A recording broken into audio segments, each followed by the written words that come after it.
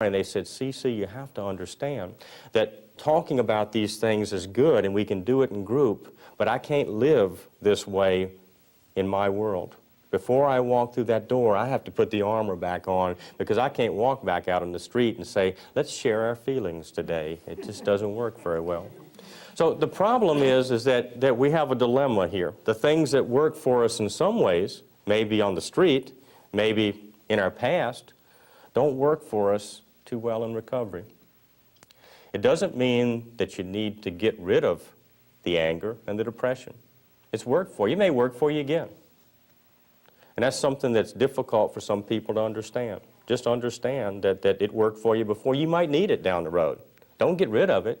It'll help you survive. All I'm saying is the problem is it's not working for you in a lot of areas of your life. With your spouse, with your lover, with your therapist, with probation officer. There's areas where it's not working. In treatment, if I was your therapist and I looked at you and asked you to do something, and I came on pretty strong and I says, I really need for you to do this today, your response to me may be anger. You may pick a power struggle with me. We may end up in an angry exchange and neither one of us getting anywhere. So your style of relating to me, and especially if I relate back to you in the same style, is going to interfere with our ability, to work together in recovery. Now, in relationship to your spouse asks you to do something, and you say, why don't you just leave me alone? Can't you see I'm busy? And for some reason, we react even in an angry way, or we act by withdrawing from that person and not wanting to be with them at that time. These are just old ways that we do things. It doesn't mean we're bad or diseased. It's just an old pattern. But it doesn't work very well if you want to have an intimate relationship. We have to have a little bit more flexibility, a few added skills in order to make it work in that realm. At work, when your boss says something to you, and maybe you grew up where my dad was an authority figure. When I had bosses early in my career who would say something to me in a negative way, I would bark at them, and it would just jump out of my mouth. Before I developed a more effective facade, a little bit better politics of working with that, it got me into trouble quite often. So the problem is that these things that may have worked for us in the past don't always work for us now. These are all self-defeating patterns. They're roadblocks to recovery. And I guess what I'm asking you right now is, will you trust me enough to try something different? Will you trust your therapist enough, the treatment process enough, people in self-help, your sponsor enough to try something different? Another way to look at it, will you try something that'll help you get over just a little bit better in a few other areas of your life? And let me give you some examples. If you explore some of your old patterns, you'll start to understand how you react.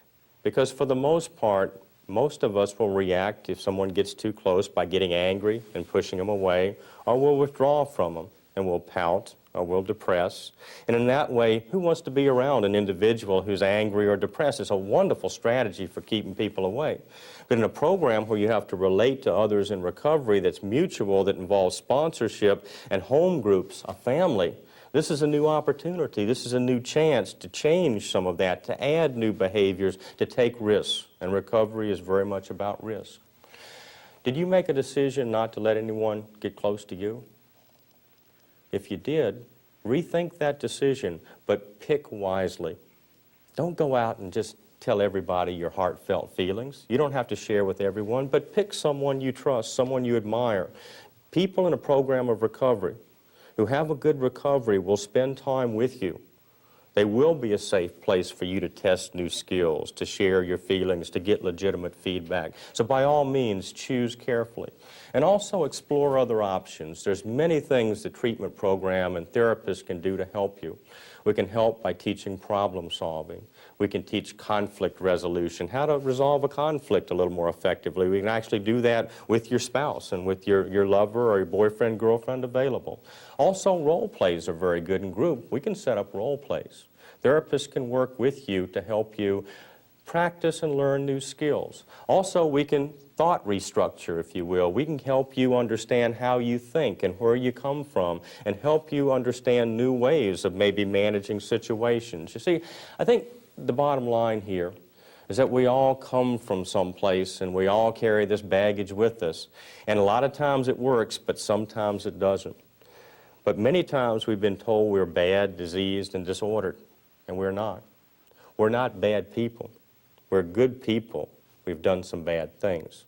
And I think it's critical just to remember that. It's also critical to remember that we can change some of these behaviors. We can't make them go away, but we can add some new things that help us work more effectively and help us overcome anger and depression if it is a roadblock to our recovery.